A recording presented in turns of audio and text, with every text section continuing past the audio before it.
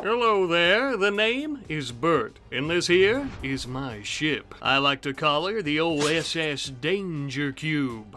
You and me today are gonna be taking over the planet with this little bad mamma jamma. I hope you're ready. Alright, let's go. We don't have any time to waste. We're gonna be starting off pretty strong by attacking some pigskin pirates. Now, we're only going to be starting with the ship and everything inside it, which is basically just the bare minimum that you need for a ship, as well as our weapons. Everything else we're going to be taking. By force, that is. You see, our ship is equipped with 4 large orbital cannons that can easily hit targets from a very far distance with their explosive shelling capabilities, meaning that we're able to level enemy cities, towns, and bases with ease. And I quite literally mean that, as we don't have to do anything. The guns are all automated. As you can see here, with our first pigskin pirate base, we've killed everyone, except for their slaves, of course, and now we can begin the task of going all throughout the place, taking anything that we so choose for ourselves to bring back aboard the ship. In the beginning of this, things are going to be quite useful, such as simple chairs and chest tables and plant pots and normal stuff that you would have on a ship already, but as we continue going, things like this, even poker tables, billiards tables, we're not really going to give a shit anymore, as we'll have access to so many of them and so many resources it won't matter. And as you can see, we're already shaping up to have a lot of those resources, even from this first base here. But let's not waste any of your time or mine. Let us continue our conquest. Oh, real quick though, one of the slaves actually came aboard the ship. He's a bit of a stowaway going by the name of Tobas. I pretended not to notice him as he took his little snooze. We'll keep him as a pet, maybe. Anywho's though, moving right on to our very next pirate settlement, this time in a desert. Not that that part is important. As soon as we landed, we started blasting and killing and destroying and turning this whole damn place into one big crater. Oh, wow. Even the people trying to flee like cowards died. They're all dead.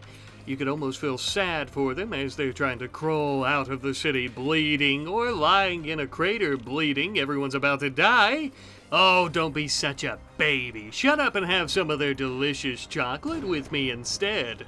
Oh, come on. Insensitive. A fella's gotta eat, don't he? It's not like they need it anymore. Not only with them all dead do we have access to their delicious food storage, but we also have access to all their resources like steel and wood and some of the other bare resources that you need for things, such as our beautiful furniture. Now this is a nice bedroom. You know, given the circumstances. Most of these pirate cities also have fuel depots, which is splendid, as we always have to refuel every so often as well, and we don't even have to make our own. Oh, I couldn't be more grateful to them all for getting blown up by us. Well, we stole as much of their shit as we really could and started loading it up onto the ship here, but we were getting ready to move on. There was just one little problem. As I was looking around, I didn't see our sleeping homeless man anywhere. And then I noticed he was in the city with the others. But Tobas, I thought we had something. I thought you were my friend. I suppose not.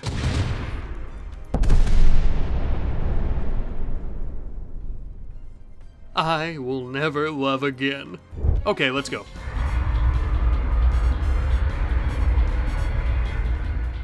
I want to try to test out our ship on an Imperial settlement. Now, initially, I didn't think that our ship was going to be this strong. I didn't think we'd be able to take down any pirate settlements so easily. So, now that I know we can, let's try it out on some larger fish. We landed and we started blasting the city into bits and pieces. Now, I will say the Imperials ended up putting up a much better fight, mostly due to the fact that they have much better and more durable armor, and also occasionally wear shield belts, which seems to be able to tank at least a blast or two from the ship's main gun systems. Makes sense, I suppose, but in the end, just as all those who had come before them, they would end up fleeing the area as we shot at them and tried to kill them. Now, something that I found very interesting, no matter how strong our guns are, they actually had a few of the mechanoid shield barrier things, whatever they're called, that were completely blocking our guns from hitting the center of the town. So honestly, honestly, they could have won the fight if they stayed in the middle of the town and fired mortars at us, but I don't think they have any mortars under the shield anyway, and also, they're not very intelligent, it would seem. So we actually had to switch up our game plan a little bit here. I actually had to get my fat ass off the ship, go in, and destroy the wall so I could get this sweet succulent armor, which actually allows me to fire grenades. This allowed me to take out the remaining defenses, the shields, and also any ammo stockpiles they had, so even if anyone comes back to this destroyed shithole, they won't be able to use it. And just like that, we're off to our next target. Now, I will say that this was a bit of a wake-up call. I obviously can't just be lazy when it comes to taking on Imperial cities, even though I would like to. So we're gonna need to take out a lot of pirate cities to gain a lot of resources to make the ship better. I feel a montage coming on.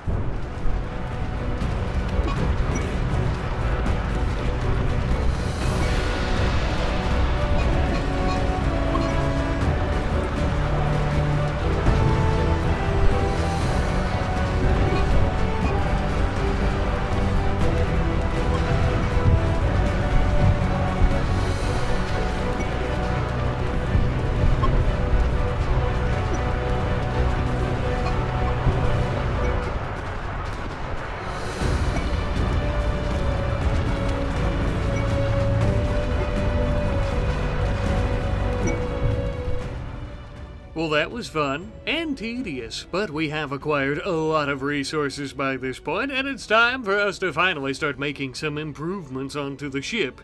Onto the front here, I guess if you could call this the front of the cube, we are going to be adding in quite a few more guns. Just about 4 or so Gatling artillery, along with some swarm turrets that are automatic. We don't have near enough time, or even resources for that matter, to build more orbital cannons, I'm afraid. But I will say, even with the small additions that we've made onto the weapon systems, I think that you'll notice a massive difference in just how quickly we can destroy these places. Our new cannons never let up. There was never a single shell not going out of them, I will say. Even though they have a much shorter range, we were trying to land a bit closer to our targets now. That way we could get this done a lot faster, as mentioned.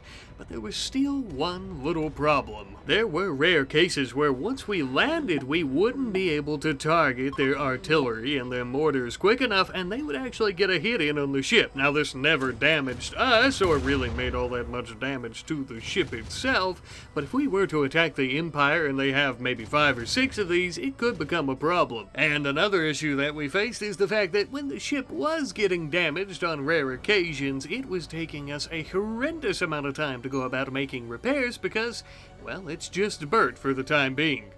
But I have an idea. You see, we've cleared out a large portion of the planet already just with what we have, but you'll notice that I have left a significant amount of Outlanders without even attacking them one time.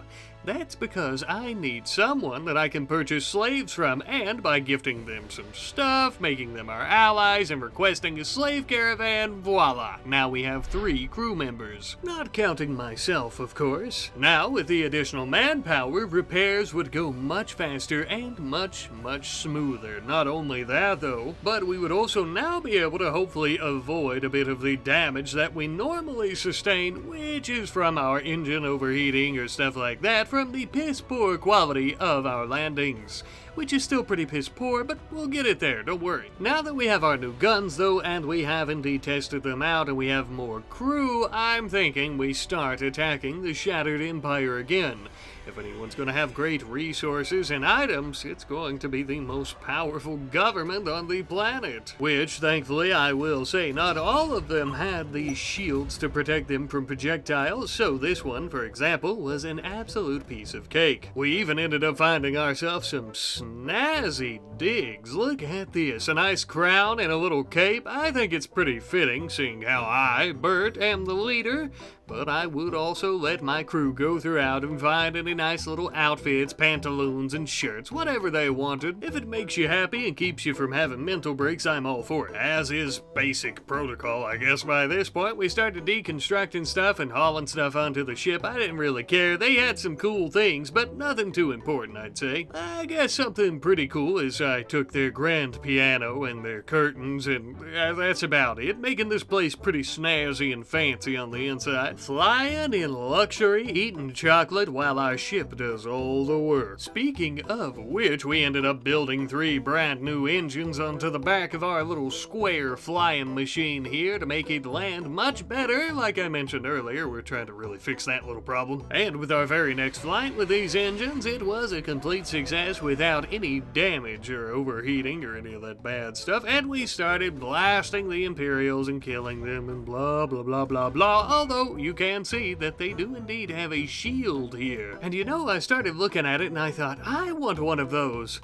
And then I thought, why don't I just take the fucking thing for myself? And so I did. Alright. Not only are we a rolling death cube now, quite literally, we're destroying cities within seconds. I'm not even trying to exaggerate here.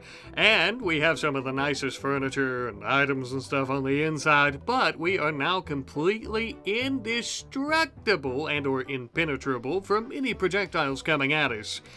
This is going to be fun.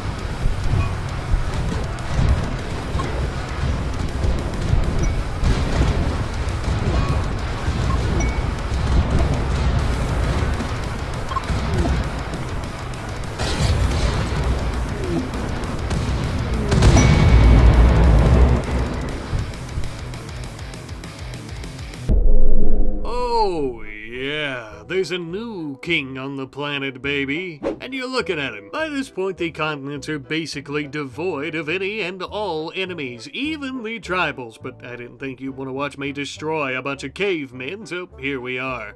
Although, I have noticed something. It would seem that there is a fully functional and capable starship landed on the planet. We don't want anybody getting out of here, now do we? See, the thing is, if we have this ship here, that means some survivors of my wrath might be able to get to it and use it to leave my wrath and my rule. And I just can't have that, I'm afraid.